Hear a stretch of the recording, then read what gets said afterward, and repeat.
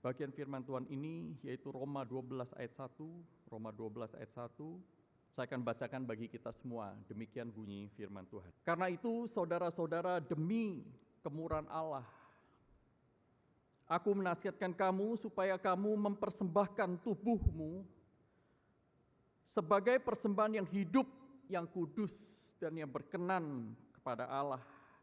Itu adalah ibadahmu yang sejati. Saya mengajak setiap kita membaca lagi bersama-sama ya, dengan suara yang lantang dan suara yang keras. Kita membaca sama-sama, tidak terlalu cepat. 1, 2, 3.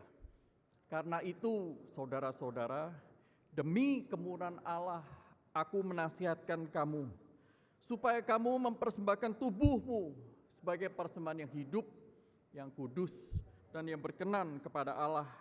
Itu adalah ibadahmu yang sejati. Saudaraku, apa yang kita lihat hari ini? Saya masih ingat khotbah Pendeta Yakub tahun yang lalu, saudaraku. Dalam momen yang sama, beliau membukakan banyak hal yang juga kita lihat, saudaraku.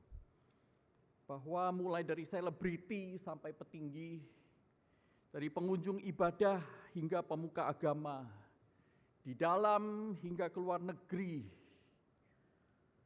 kegagalan fatal banyak orang Kristen dalam menghidupi imannya telah disuguhkan, saudaraku, dalam panggung dunia ini sehari-hari.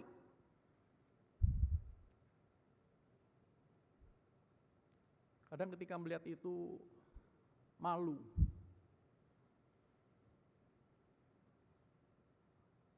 Warga plus 62 ini adalah warga yang sangat sensitif terhadap keagamaan seseorang. Sehingga kalau ada kasus besar, pertama yang di-search di Google itu agamanya apa. Malu. Tetapi di sisi yang lain, saudaraku, saya juga melihat diri saya tidak lebih baik ternyata. Orang-orang yang saya kenal juga tidak lebih baik daripada mereka yang sedang disorot. Saudaraku, Alkitab memang mengatakan hidup yang sungguh-sungguh mengerjakan keselamatan itu memang tidak pernah mudah.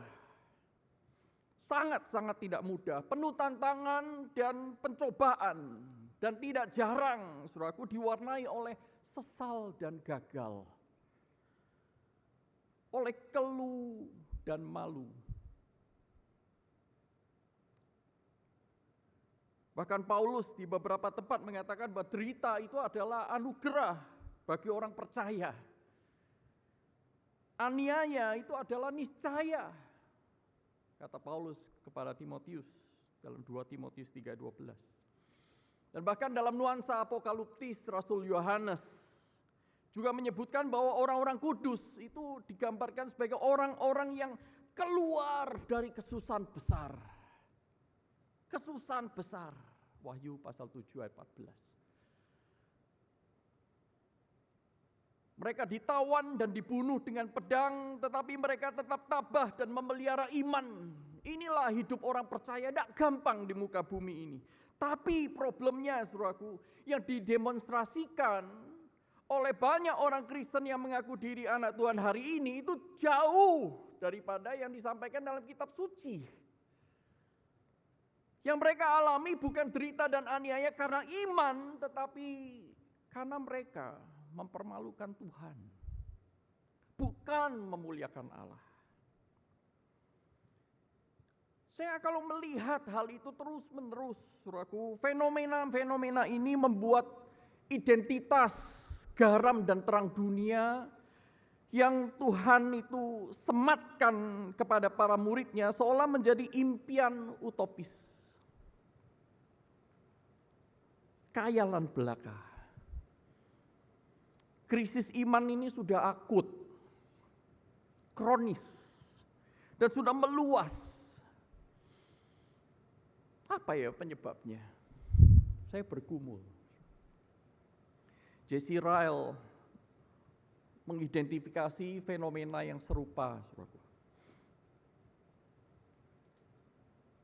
Di abad yang lampau, beliau sudah mengatakan dalam salah satu komentarnya bahwa banyak orang Kristen itu ternyata gampang sekali puas terhadap kekristenan yang kerdil. Kekristenan yang tidak menghasilkan buah. Kekristenan yang adil. Ya gini-gini aja cukup asal hidupku lancar.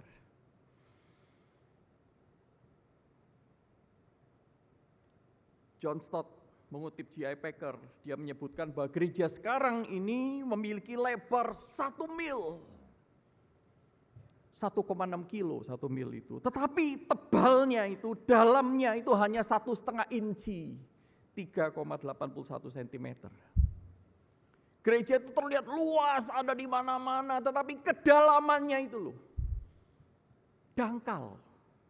Kekristenan dangkal yang ada di sekitar kita ini. Richard Foster menggunakan bahasa yang lain, dia berkata, superficialitas adalah kutukan zaman kita. Doktrin kepuasan instan adalah masalah rohani yang utama yang dihadapi oleh zaman ini. Banyak sekali orang-orang mengaku Kristen, tapi imannya itu superficial. Hanya di permukaan saja. Allah seolah-olah tidak hadir dalam hidup mereka. Hanya hadir di lokasi-lokasi tertentu. Karena terlihat dari respons mereka. Mereka responsnya begitu sungguh-sungguh di ruang ibadah. Begitu sampai di rumah tidak ada perasaan ibadah itu. Aneh.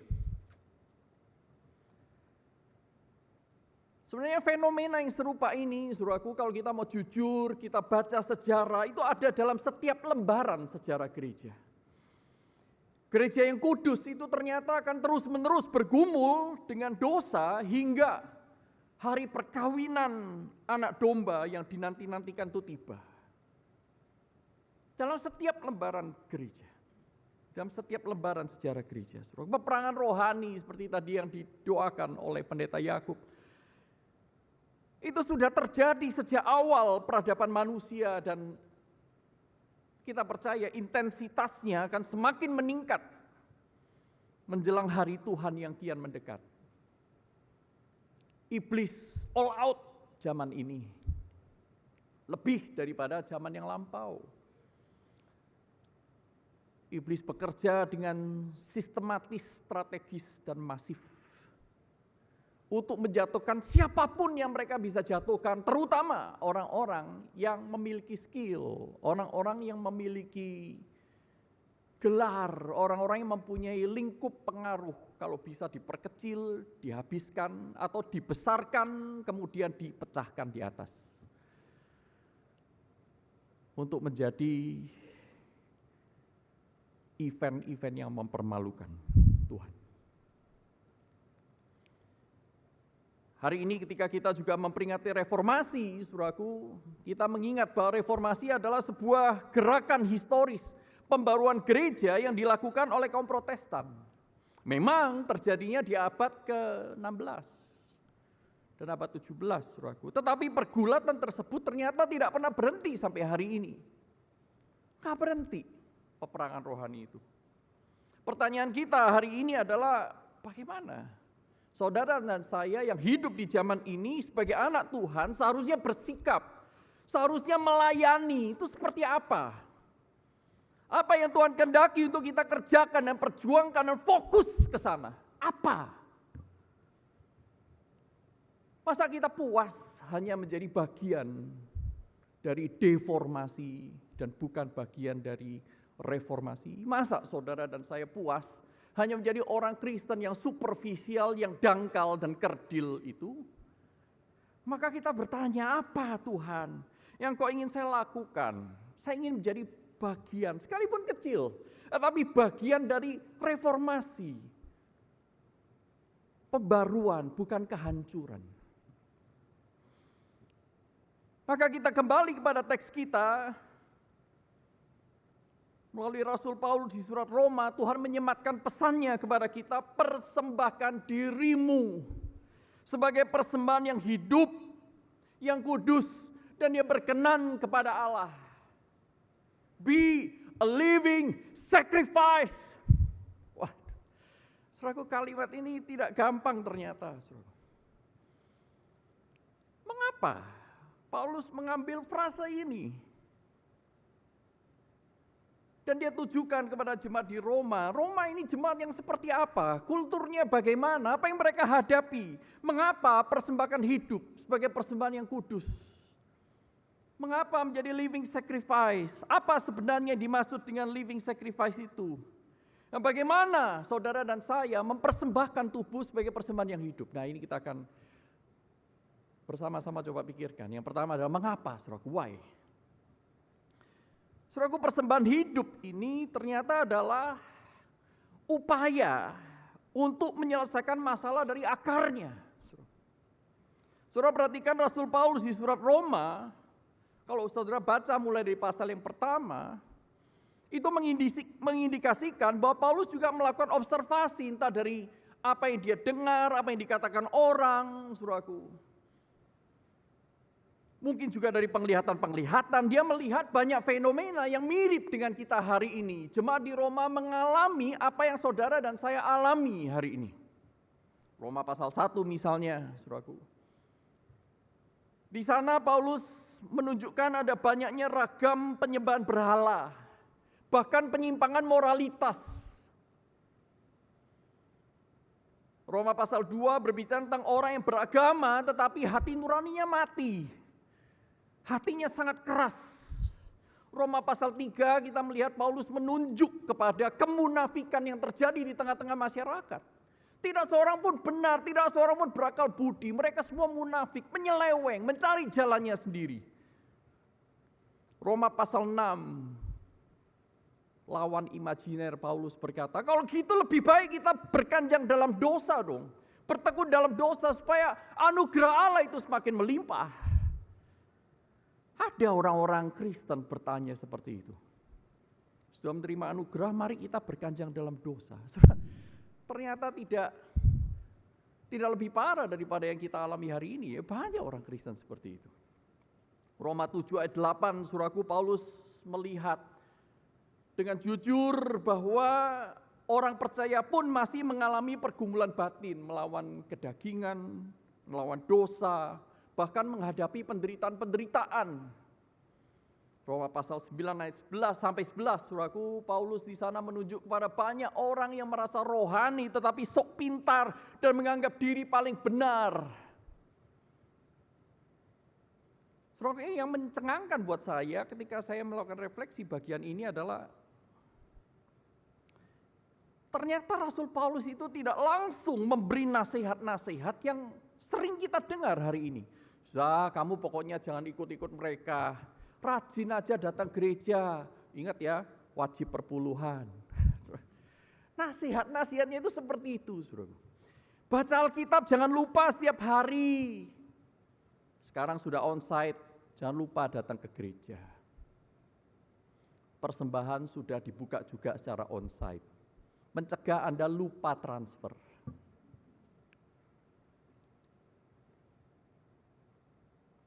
Tekunlah melayani, baik-baiklah terhadap sesamamu, supaya gerejamu nggak dibakar. Nasihat-nasihat yang kita dengar tuh seperti itu, saudaraku. Padahal masalahnya itu kompleks luar biasa.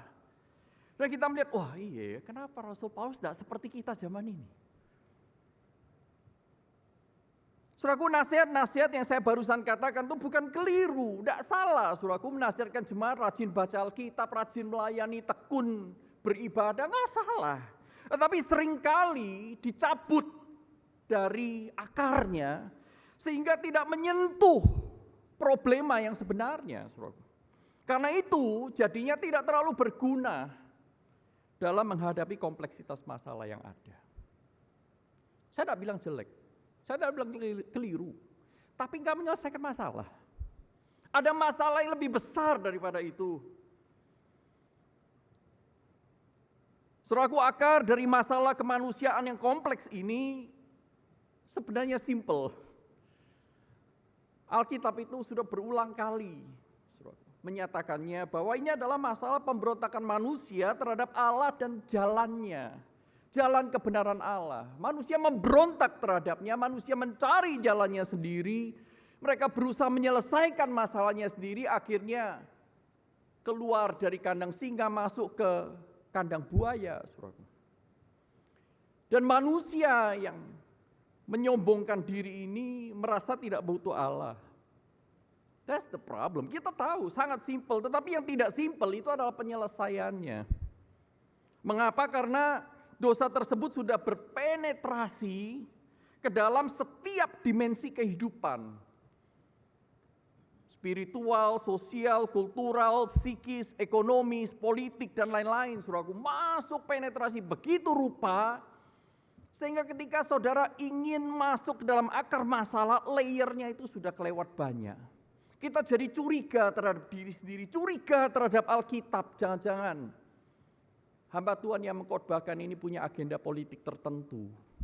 Jangan-jangan gerakan-gerakan misi atau bulan-bulan misi yang diadakan gereja ini adalah usaha untuk menggenapi rencana-rencana tertentu dari penguasa-penguasa yang tak terlihat. Wah, saudaraku, sulit sekali ternyata untuk menyelesaikan masalah yang sudah dirumuskan dengan simpel.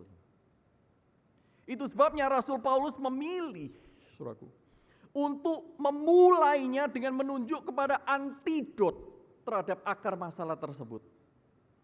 Yaitu Injil Yesus Kristus yang dia sudah sebutkan di depan. Sejak awal, Roma pasal 1 ayat 17 berkata, Injil adalah kekuatan Allah yang menyelamatkan manusia berdosa. Inilah antidot dari masalah kompleksitas, dari masalah kemanusiaan kompleks tersebut. Rasul Paulus sudah menjabarkan antidot ini sepanjang 11 pasal pertama surat Roma. Ketika dia membahas masalah-masalah yang ada, di sana dia langsung mengcounter dengan ini loh yang Allah kerjakan. Ini loh yang Allah sediakan. Antidot itu sudah diberikan sejak dari Roma pasal 1 sampai Roma pasal 11. Sehingga Paulus itu memberikan kepada kita penyelesaian bukan yang dangkal dan superficial. Bukan kekristenan yang kerdil yang disampaikan dari Alkitab. Nah, berlandaskan pada Injil tersebut, the real and the only one antidote itu, barulah Rasul Paulus menyerukan, persembahkanlah tubuhmu sebagai persembahan yang hidup. Yang kemudian dilanjutkan dengan nasihat-nasihat praktis di kelima pasal selanjutnya. Saudaraku, pesan Tuhan melalui Rasul Paulus di bagian ini sangat jelas. Sangat jelas sekali. Gunakan antidot yang Tuhan sendiri sediakan. Bukan sekadar pereda gejala menurut hikmat manusia. Jangan cari jalanmu sendiri, sudah terbukti. Puluhan abad gagal. Kenapa harus menambah nama kita di daftar yang sudah kelewat panjang itu? Kenali akar masalah dan kenakan Injil Yesus Kristus dalam keseharian secara serius dan mendalam. Maka Paulus menggunakan perintah, persembahkanlah tubuhmu sebagai persembahan yang hidup, yang kudus dan yang berkenan kepada Allah. Bukan kehidupan rohani yang superficial dan dangkal. Bukan untuk menjadikan orang Kristen itu orang-orang Kristen tomat. Tomat. Minggu tobat, Senin kumat.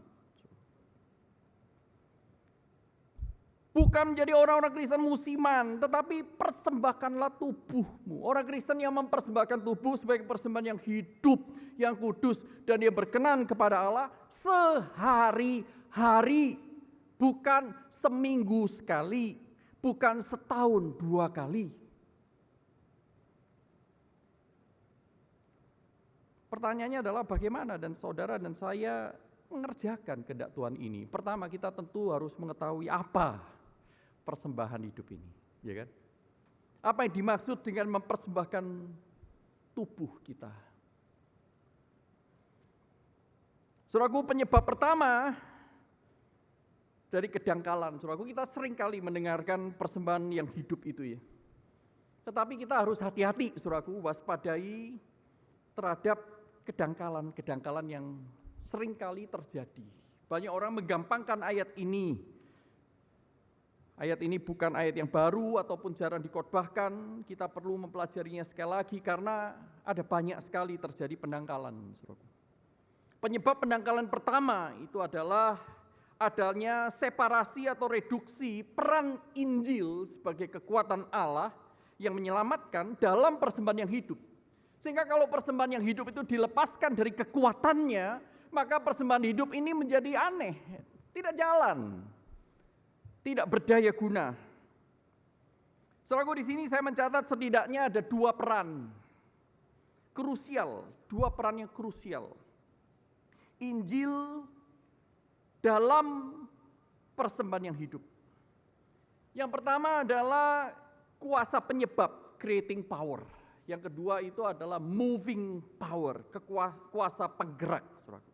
Dengan kerangka pikir kedua peran dari Injil inilah kita bisa mengerti persembahan yang hidup dengan lebih baik. Pertama mari kita lihat, creating power. Saudaraku, artinya Injil ini adalah alasan adanya persembahan yang hidup. Tanpa Injil tidak ada persembahan hidup. Saudara perhatikan kata Paulus di sana, demi kemurahan Allah, aku menasihatkan kamu supaya kamu mempersembahkan tubuhmu. Atau bisa kita baca berbalik seperti ini. Aku menasihatkan kamu demi kemurahan Allah atau karena kemuliaan Allah. Karena kemurahan Allah, persembahkanlah tubuhmu. Tanpa Injil tidak ada persembahan hidup. Tanpa aksi Allah tidak ada reaksi manusia. Kemurahan Allah di sini merangkum aksi Allah dalam menyelamatkan manusia berdosa yang tak terselidiki dan tak terselami itu. Sedangkan mempersembahkan persembahan ini adalah reaksi kita terhadap kemurahan Allah tersebut. Pada naturnya, saudaraku, tindakan-tindakan ibadah umat Allah tercatat dalam Alkitab ataupun yang kita lihat sehari-hari, saudaraku, seperti membangun mezbah, berdoa, bernyanyi, memberi persembahan. Itu adalah respons manusia terhadap karya Allah yang telah terjadi. Bukan sebuah request atau usaha untuk bribery, menyuap Allah, agar Allah bekerja sesuai dengan agenda saya. Bukan. Alkitab tidak mengajarkan demikian, bukan. Tetapi ibadah itu adalah respons. Sama seperti orang Israel mempersembahkan korban setelah mereka dilepaskan dari perbudakan Mesir, maka Paulus menggunakan bahasa yang sama dan kali ini Paulus mengajarkan kepada orang-orang Kristen yang ada di banyak tempat yang jauh dari Yerusalem untuk mempersembahkan tubuh sebagai persembahan kepada Allah karena Allah sudah melepaskan mereka dari perbudakan dosa. Jadi ini adalah respons. Respons akibat apa? Muncul karena apa? Karena Injil. Karena Allah sudah berbuat lebih dulu, karena Allah sudah melimpahkan kasih-Nya kepada kita. Itu sebabnya, saudaraku, persembahan yang hidup, yang dalam ya, saya tidak katakan yang superficial, yang dangkal, yang kerdil itu hanya muncul dari pemahaman akan Injil yang dalam pula. Kalau kita mengenal Injil itu cetek, saudaraku, maka ujungnya nanti persembahan hidup kita juga cetek, saudaraku. Saya masih ingat kesaksian dari seorang misionaris wanita dari Amerika bernama Amanda Ray Hedges. Saya bagikan beberapa kepada rekan-rekan, Pendeta Yakub juga pernah membagikan kepada para dosen, anggota yayasan. Amanda Ray Hedges masih muda sekali. Dia mengaku, dia bercerita bahwa sejak umur 9 tahun dia mendengarkan misionaris overseas datang ke gerejanya dan hatinya begitu tergerak oleh Injil Yesus Kristus. Respons dia apa? Respons dia adalah dia mau menyisihkan sebagian dari uangnya untuk pelayanan pekerjaan Tuhan di tempat-tempat terpencil sejak umur 9 tahun. Begitu terkumpul, dia pecahkan celengannya, dia transfer. Anak umur 9 tahun di Amerika ini. Begitu dia umur 17 tahun, dia tanya lagi, Tuhan, what do you want me to do? Apa yang Tuhan mau saya kerjakan? Dan menarik sekali Amanda Ray Hedges berkata, Tuhan memimpin saya pergi ke Indonesia. Luar biasa. Umur 17 tahun, lulus SMA, dan dia berkata kepada orang tuanya, aku sudah lulus SMA. Aku mau pergi ke Indonesia, ngapain? Jadi misionaris. Hah? Jadi misionaris, gila lu. Sekolah aja dulu, nikah kek gitu. Bukan nikah kakek ya, bukan ini, nikah. Nikah aja dulu gitu. Jadi orang biasa-biasa saja, dangkal-dangkal saja, superficial saja. Kerdil-kerdil saja, tidak apa-apa kok, tidak ada problem. Daripada kamu pergi jauh-jauh. Enggak. Jelas sekali Tuhan memimpin saya pergi ke Indonesia. Tapi kamu baru 17 tahun. Ini waktunya. Orang tuanya tidak sanggup menahan. Akhirnya dia pergi, suruh aku, dia mendarat di Jakarta. Melayani pertama-tama di panti asuhan di Jakarta Timur. Suruh tahu kalau orang Amerika datang ke Indonesia, bahasanya belum bisa berbahasa Indonesia. Bukan hanya itu, suruh aku. Kalau kita barengan dengan mereka di tempat yang bernyamuk, nyamuk pergi ke mereka, bukan pergi ke kita. Jadi kalau saudara tidak bawa repellent, cari orang bule sekitar Anda. Anak saya aja begitu, saudaraku ya. Semalam digigit nyamuk itu, saya cuma digigit satu, dia gigit puluhan. Saudara, dia berkata, aduh digigit nyamuk ya. Gak bisa ngomong Indonesia, gak bisa ngomong diomong-omongin orang. Sudah gak bisa ngomong, diomong-omongin orang, digodain ya. Waktu bisa ngomong pun masih digodain. Tetapi dia merasa bahwa ini adalah persembahanku untuk Tuhan. Kalau nanti aku mati, nah ini mencengangkan sekali. Dia berkata, kalau nanti aku mati, aku berharap namaku tidak dikenal, tetapi kalau aku mati orang akan mengagungkan Yesus. Waduh, saya terpesona, saudaraku. Pada saat saya melihat banyak sekali orang-orang Kristen yang tokoh-tokoh Kristen menjadikan namanya itu terpampang di institusi-institusi yang didirikannya. Saya melihat Amanda Ray Hedges ini, hati saya tersentuh. Persembahannya tulus untuk Tuhan. Dia tidak mau ambil sebagian kecil pun untuk dirinya sendiri. John Stott di masa akhir hidupnya, dia berkata kepada orang-orang yang dekat dengannya, itu tolong ya, yayasan yang di Amerika itu, yang memberi beasiswa dan melakukan banyak sekali pelayanan-pelayanan bersama kita. Tolong namanya diganti, jangan lagi pakai nama saya, John Stott Foundation. Tapi ganti. Akhirnya nama itu diganti atas permintaan John Stott sendiri menjadi Langham Partnership International in North America. Sama dengan yang lain, seperti yang di UK, di Australia dan lain-lain. Saudara, persembahan yang hidup itu lahir dari pemahaman dan penghayatan akan Injil yang sejati. Yang kedua, saudaraku, Injil itu bukan hanya sebagai creating power, tapi Injil juga adalah moving power. Injil juga adalah penggerak persembahan yang hidup. Kalau saudara lihat di surat Roma, karya kemurahan Allah, Injil kemurahan Allah itu bukan hanya terjadi secara objektif, di luar diri sang penerimanya, yaitu lewat Yesus Kristus yang sudah ditetapkan untuk menjadi satu-satunya jalan pendamaian. Itu kita baca dalam Roma pasal 3, bukan? Yesus adalah menjadi satu-satunya jalan pendamaian ditetapkan oleh Allah Bapa di dalam kemurahannya.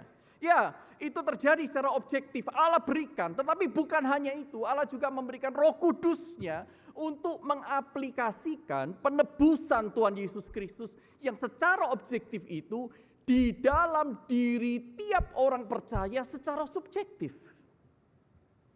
Jadi di luar dan dalam, lewat Roh Kudus dan lewat Kristus, saudaraku, Injil itu diberikan semuanya. Saudara silakan membaca dalam Roma pasal 6 sampai dengan Roma pasal 8, di sana bicara jelas sekali tentang Roh Kudus.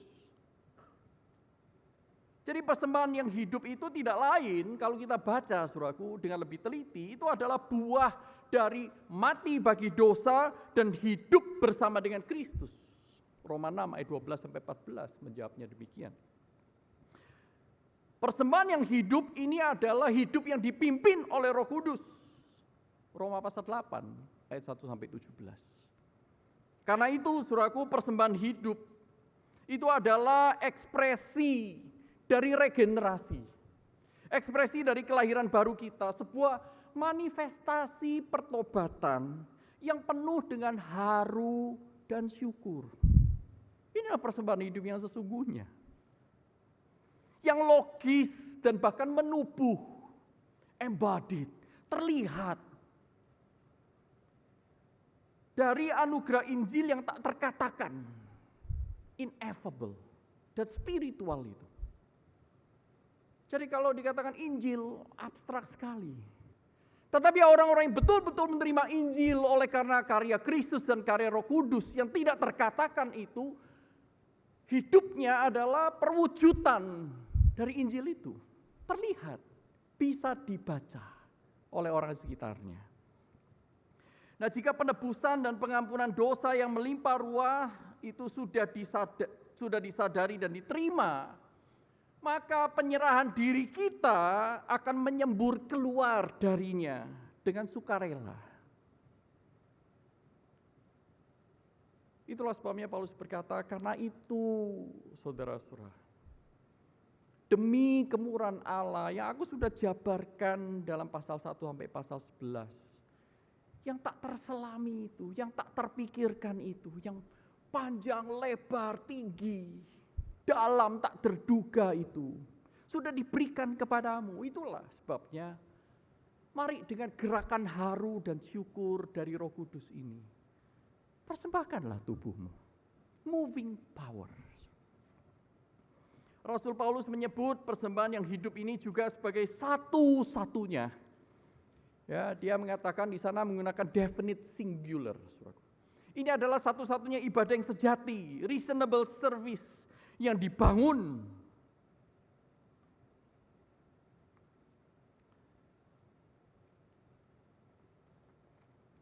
Dibangun di atas dasar Injil kemurahan Allah itu. Itu artinya bahwa persembahan yang hidup ini adalah satu-satunya respons yang niscaya dan selayaknya ketika seseorang direngkuh oleh Injil dan merengkuh Injil Yesus Kristus. Kalau saudara adalah orang yang menerima Injil, direngkuh oleh Allah dan saudara merengkuh Allah balik. Hidup saudara tidak mempersembahkan tubuh untuk Tuhan, aneh sekali. Nah, mungkin itu bukan hidup yang dipimpin Roh Kudus dan mungkin itu hidup yang belum ditebus oleh Kristus. Saudaraku, tingkah laku agamawi mempersembahkan ya tentu saja bisa diimitasi, tentu. Terlihat sama-sama rame-rame dalam kumpulan ya beribadah, bisa. Rame-rame ya, memampang gelar di dalam jurnal-jurnal, bisa, saudara. Sangat-sangat bisa. Bisa diimitasi. Tetapi persembahan yang hidup, kudus dan berkenan kepada Allah tidak pernah lahir dari manusia berdosa manapun. No true gospel, no true living sacrifice. Imitasi banyak. Persembahan yang hidup adalah tindakan iman yang lahir dan terus bertumbuh dan digerakkan oleh Injil. Selaku penyebab kedua dari kedangkalan persembahan hidup itu adalah separasi atau reduksi peran sentral ketuhanan Allah di dalam Kristus, di dalam mengerti persembahan yang hidup. Kali ini yang direduksi atau coba ditarik itu bukan Injilnya, tetapi ketuhanan Allah. Saudaraku, dalam konteks pengalaman beragama universal, kita melihat bahwa tindakan seseorang beragama mempersembahkan itu selalu memiliki sosok penerima. Ada yang diperalah, yang ditinggikan dan layak menerima persembahan. Nah, dalam kitab suci, saudaraku, itu lebih mengerucut lagi bahwa si penerima itu adalah Tuhan satu-satunya, saudaraku. Sehingga tanpa ketuhanan Allah yang satu-satunya, persembahan yang hidup itu akan menjadi banal. Banal artinya lacking in originality, ikut-ikutan tanpa arti. Atau bahkan absurd. Kamu mempersembahkan hidup untuk siapa kalau tidak ada orangnya? Kalau tidak ada sosok pribadinya, aneh sekali. Ya pokoknya aku ikut aja. Persembahan hidup yang kudus dan yang berkenan itu barulah merupakan ibadah yang sejati, kata Paulus, jika dan hanya jika dipersembahkan kepada Allah yang satu, Allah Alkitab. Saudara-saudara harus ingat bahwa konsep Allah di dalam timur dekat kuno pada zaman itu 2000 tahun yang lampau, khususnya di Roma, itu bukan satu Allah, tetapi politeis, ada banyak sekali Allah. Setiap Allah itu punya departemennya, saudara. Allah bagian kesuburan, Allah bagian panen, Allah bagian alam petir ya, Thor, God of Thunder. Allah bagian laut, Allah bagian tanah, Allah bagian nasib, Allah bagian hikmat, Allah bagian banyak sekali. Mereka masing-masing punya departemennya. Sehingga tidak pernah ada satu orang Roma mempersembahkan hidupnya, semuanya, tubuhnya untuk satu Allah, itu nggak pernah ada. Maka mereka membagi-bagi diri mereka untuk ini, untuk si A, ya, sebagian ini untuk si B dan seterusnya. Sehingga waktu Paulus berkata, persembahkanlah tubuhmu sebagai persembahan yang hidup, yang kudus dan berkenan, artinya persembahkan seluruhnya kepada Tuhan. Saudaraku, ini tidak lain adalah Allah dalam Alkitab. Bukan ilah-ilah menurut praktik orang-orang pada zaman itu. Ini counter culture. Itulah saya katakan bahwa itu absurd. Bagi standar orang beragama, tindakan orang Kristen mempersembahkan diri untuk Allah yang satu dan satu-satunya, itu absurd. Tetapi justru kita tadi sudah melihat bahwa Allah itu adalah Allah yang menyatakan diri, yang dikenal, Allah yang merengkuh kita lebih dulu. Nah, saudara, sulit buat kita untuk mempersembahkan tubuh untuk Tuhan. Loh, tapi kan kita tidak hidup di zaman politeis. Mungkin saja. Beberapa agama mengklaim monoteis. Tetapi saudara perlu ingat apa yang dikatakan oleh Paul Tillich. Paul Tillich ketika mendefinisikan, memberikan salah satu sisi tentang siapa Allah. Dikatakan Allah itu adalah Allah yang aktual dalam diri tiap orang, itu adalah yang dianggap dia sebagai ultimate concern. Sang kepedulian utama, ultimate concern. Dan Paul Tillich berkata bahwa manusia itu lahir memiliki banyak ultimate concern, sehingga pada naturnya manusia itu adalah politeis.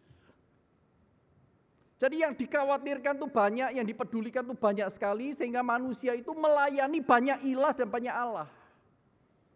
Sebentar-sebentar dia melayani HP-nya, sebentar-sebentar dia melayani impulsnya untuk dihargai, sebentar-sebentar dia melayani dirinya untuk disenangkan, hobi-hobinya.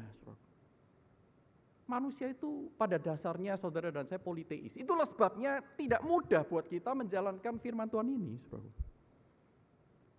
Apalagi kalau kita mencabut perintah mempersembahkan yang hidup, ini dari ketuhanan Allah yang satu-satunya itu. 100% saudara pasti gagal. Kalau saudara ingin berhasil menjadi orang yang mempersembahkan tubuh, seperti yang Tuhan kehendaki, tidak mau kita kembali kepada Allah yang satu. Satu-satunya. Saya mengatakan di banyak tempat, di khotbah-khotbah saya lain juga. Tuhan tidak pernah meminta saudara dan saya menjadikan dia yang pertama, bukan?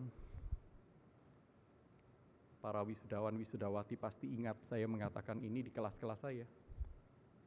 Alkitab tidak pernah ingin kita menjadikannya yang pertama. Karena kalau ada yang pertama berarti ada yang kedua, ada yang ketiga, ada yang keempat. Ya, Tuhan nggak mau jadi yang pertama. Saudara cari di seluruh kitab suci, Perjanjian Lama, Perjanjian Baru. 66 kitab itu. Yang Allah mau adalah dia mau menjadi Allah satu-satunya. Wah, nomor satu dengan satu-satunya itu kan hanya masalah semantik. Tidak, saudaraku, beda sekali. Saudara tidak bisa mengatakan pada pasangan Anda, istriku, engkau adalah istriku yang pertama. Tidak bisa, saudara. Berarti ada yang kedua, ada yang ketiga, dan seterusnya. Jangan dicoba di rumah. Allah adalah Allah satu-satunya. Nah, saudaraku, persembahan yang hidup, yang kudus, dan yang berkenan barulah merupakan ibadah yang sejati kalau saudara dan saya mempersembahkan hidup kita itu kepada Allah yang satu-satunya itu. Apa artinya? Mempersembahkan tubuh kepada yang satu-satunya itu. Saudara, ketika seseorang mempersembahkan sesuatu kepada Allah, itu berarti memberi sesuatu untuk kembali menjadi milik Allah. Nah, ini menarik sekali, beda dengan agama-agama yang lain, saudara. Karena sekarang tugas kita itu bukan memberi seolah-olah itu semuanya milik kita, bukan. Tetapi memberi kembali, mengembalikan apa yang Allah sudah berikan terlebih dulu. Jadi Allah tidak pernah berhutang akan kebaikan kita, karena semua yang kita bisa lakukan, kita bisa katakan, kita bisa pikirkan, kita bisa tabung, kita bisa apakan, itu berasal dari Tuhan dan stempelnya belum diganti, itu masih milik Tuhan. Ketika kita mempersembahkan sesuatu kepada Tuhan, itu artinya ada pengakuan perubahan status dan realitas kepemilikan dari objek yang dipersembahkan, itu dari si pemberi kepada si penerima. Tuhan, aku tidak lagi mengklaim ini milikku, karena sesungguhnya ini milikmu. Tuhan, aku tidak lagi mengklaim waktuku, tetapi sesungguhnya ini adalah waktu yang Engkau berikan kepadaku, yang harus kugunakan untuk memuliakanmu. Para wisudawan, wisudawati, ilmu yang Anda terima, pengenalan akan Tuhan yang begitu kaya, pengalaman hidup dalam praktik, dalam pelayanan yang Anda terima. Ingat, itu semua milik Tuhan, yang Tuhan berikan dengan limpah kepada kalian semua. Dan Tuhan ingin kau melayani Tuhan dengan menggunakan semua yang sudah diberikan. Tuhan tidak menuntut apa yang Dia tidak pernah tanam.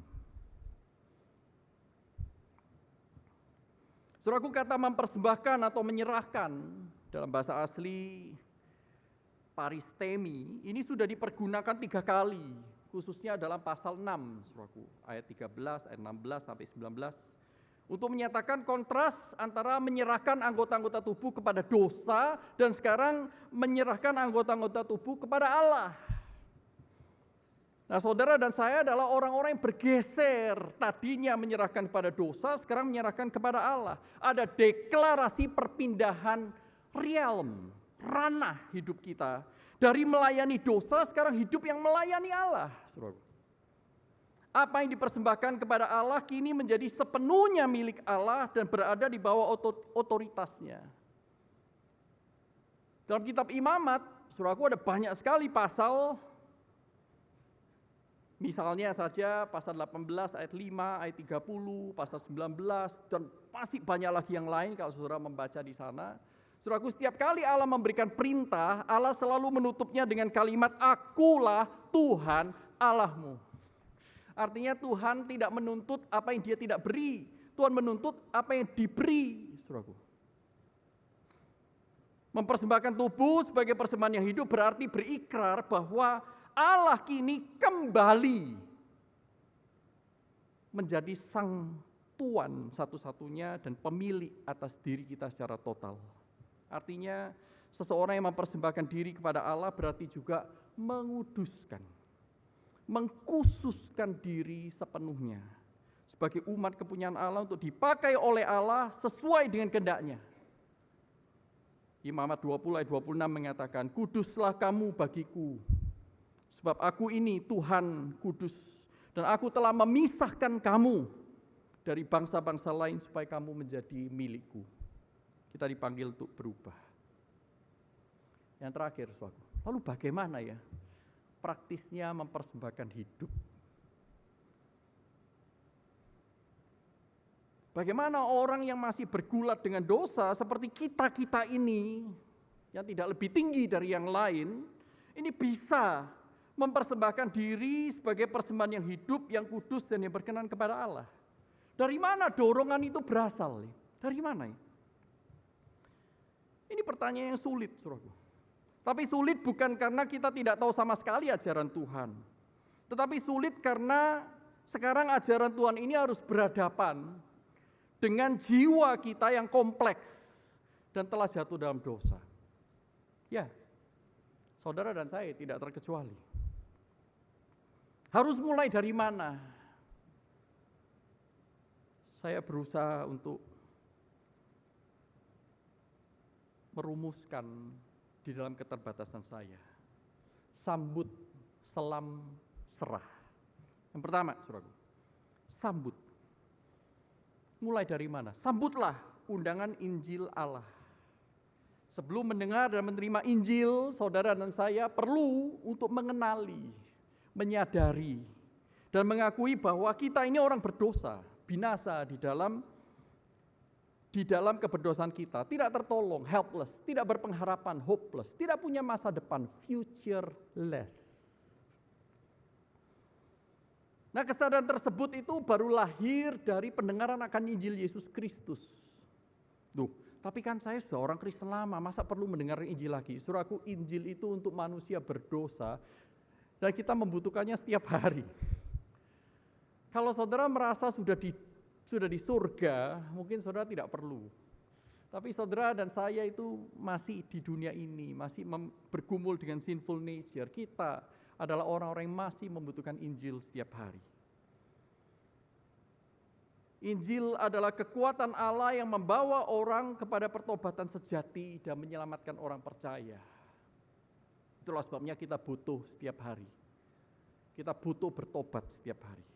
Sekalipun pertobatan itu mungkin dua pertobatan yang berbeda. Pertobatan yang pertama dengan pertobatan yang kemudian. Yang kedua, saudaraku, selami Injil. Selami Injil. Kita perlu mengenal Allah dalam Injilnya lebih dalam, saudaraku. Go deeper. Go deeper. Kalau saudara Pak, saya sudah berada di kedalaman 5 meter, bagus, lanjut sampai ke 10 meter. Jangan berhenti mendalami Injil, jangan berhenti menyelam. Menyadari kepapaan diri kita, maka kita secara intensional kita itu mendekat kepadanya. Saudaraku, menyadari bahwa kita itu tidak selalu suka Alkitab, kita harus memaksa diri kita, membuat struktur hidup dan habit begitu rupa, sehingga saudara dan saya akan mendekat kepada Tuhan sekalipun gak suka. Selami Injil itu. Go deeper. Mari kita nyatakan kepadanya, Tuhan, hari ini kok aku gak kepengen mengasihimu, hari ini kau menjengkelkan Tuhan. Saya mengalami tidak enak ini hari ini, kenapa kau izinkan?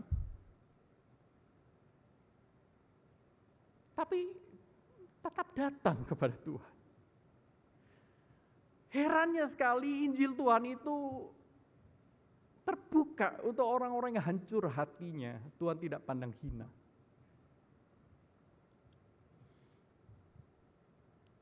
Ketika saudara mengalami kesadaran akan dosa yang besar, mungkin itu akan memancing Anda, men-trigger depresi Anda kambuh kembali. Saya pernah berada di posisi itu. Saya datang kepada Tuhan. Saya punya banyak sekali teman memberitakan Injil kepada saya. Lewat video klip, lewat ayat Alkitab, lewat senyuman, lewat pertanyaan-pertanyaan yang sangat sederhana. Dan Tuhan juga menyampaikan Injilnya lewat ciptaan yang lain. Lewat burung-burung di udara, lewat tanaman-tanaman. Wah, saya tidak pernah goncang lagi terhadap keyakinan saya bahwa kita butuh Injil setiap hari. Bukan hanya untuk masalah kuratif, penyembuhan ketika kita sakit. Tetapi kalau saudara ingin bertumbuh lebih dalam, saudara harus mengakar lebih dalam kepada Injil yang murni itu. Kembali renungkan kebaikan Tuhan, ingat kembali kasih-Nya yang mula-mula itu. Kita butuh Allah dan Injilnya setiap saat. Saudaraku, setelah kita mendalaminya, kepekaan akan kehendak Tuhan itu akhirnya mulai pelan-pelan itu bertumbuh.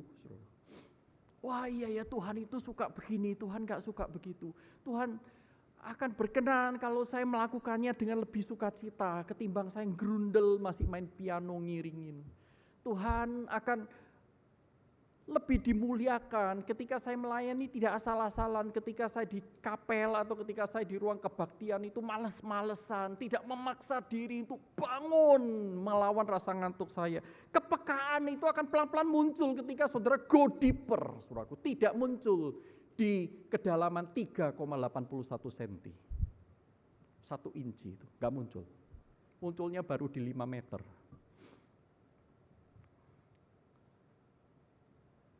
Dan di bagian ini, saudaraku, Injil sudah mulai bergeser dari sekadar pelengkap, sekarang menjadi kompas, saudaraku.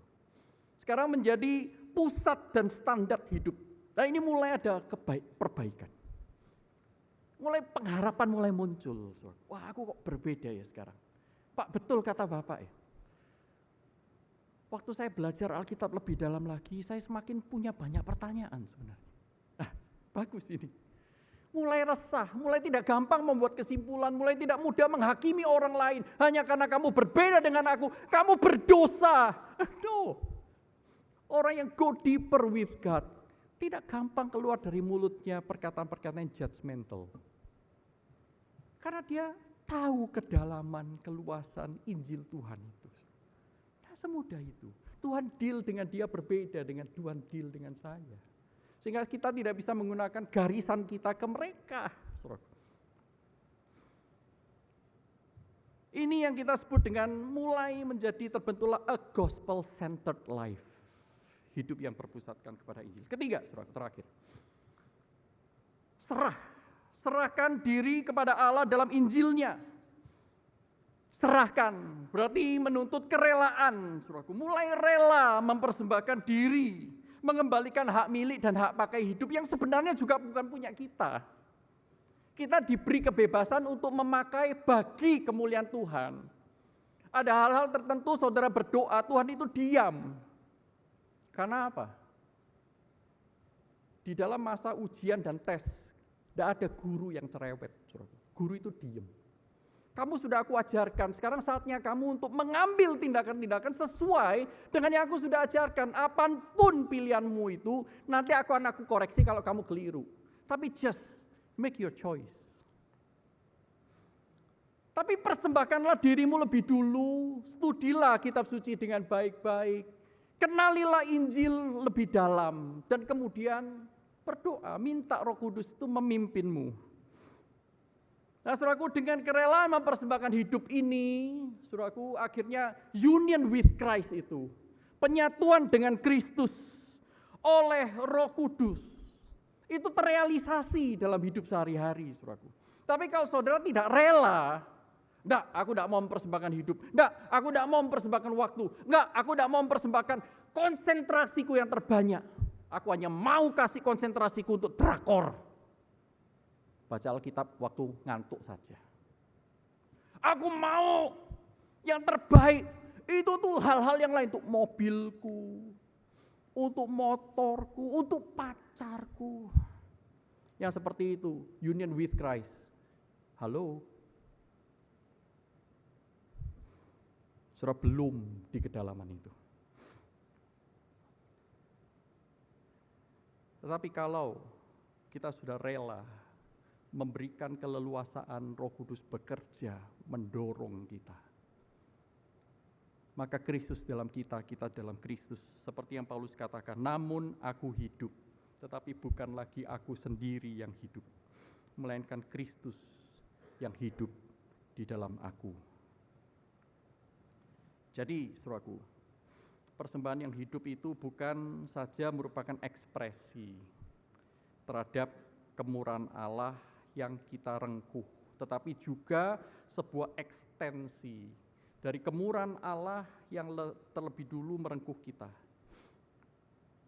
Hidup yang berpusatkan kepada Injil atau gospel centered yang sejati itu akan terus berkelindan, terpilin bersama-sama, tidak pernah lepas satu dari yang lain dengan hidup yang didorong oleh Injil, gospel driven. Saudaraku, tanpa kesadaran akan cara kerja, kerapuhan, dan kebutuhan jiwa, untuk bergantung penuh kepada kemurahan Allah lewat Roh Kudus-Nya. Saudara boleh belajar banyak doktrin, mengajarkan ortodoksi dan ortopraksis. Gospel centered, seperti yang digaungkan oleh para teolog yang restless and reform ini. Tetapi kalau tidak dibarengi dengan dorongan untuk menjadi gospel driven, gospel center itu menjadi sia-sia, sayang. Berpotensi untuk membuat banyak orang Kristen itu putus asa. Nah disinilah saudaraku saya melihat teologi reform Injili yang integratif itu sangat-sangat dibutuhkan. Tidak cukup doktrin. Sama seperti kaki melangkah, tangan memegang, mata melihat. Saudaraku, iman yang hidup oleh karena Injil itu ternyata tidak bergerak secara otomatis. Perlu ada motif, perlu ada penggerak, lokomotif di dalamnya. Nah saudara, yaitu Roh Kudus. Paulus berkata, kerjakanlah keselamatanmu. Ya ini, kerjakanlah keselamatan. Menjadikan potensi kuasa Injil untuk mengalami kemenangan rohani itu menjadi realitas. Bukan hanya potensi, tetapi menjadi aktualitas. Itu artinya selain pengenalan akan firman Tuhan, setiap anak Tuhan itu membutuhkan pengalaman dengan firman Tuhan di dalam konteks-konteks yang kondusif. Karena kita ini gampang sekali jatuh dalam dosa. Kita butuh konteks-konteks yang kondusif, yang berbeda-beda dari orang yang satu ke orang yang lain, bagi lahirnya kesadaran-kesadaran rohani yang baru. Saudaraku, kebutuhan besar dunia bukanlah gedung gereja, pengunjung konsumen Kristen, atau program gereja yang lebih banyak. Kebutuhan besar dunia adalah Tuhan dan umat Tuhan yang dalam, tidak dangkal, serta mengakar dalam Injil, bukan yang superficial. Kita butuh saudara dan saya menjadi lebih dalam lagi.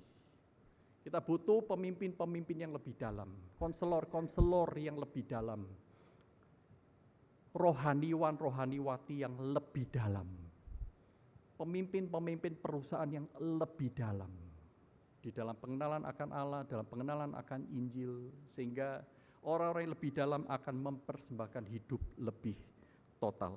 Richard Foster mengatakan, kebutuhan besar kita hari ini bukanlah banyaknya orang pintar atau orang yang bertalenta, tetapi orang-orang yang dalam. Itulah sebabnya Tuhan mengutus gerejanya untuk memuridkan anak-anak Tuhan, agar menjadi orang-orang yang mempersembahkan hidup bagi kemuliaan Tuhan. Saat ini Anda harus menjawab panggilan Tuhan. Relakah Anda dan saya dipakainya?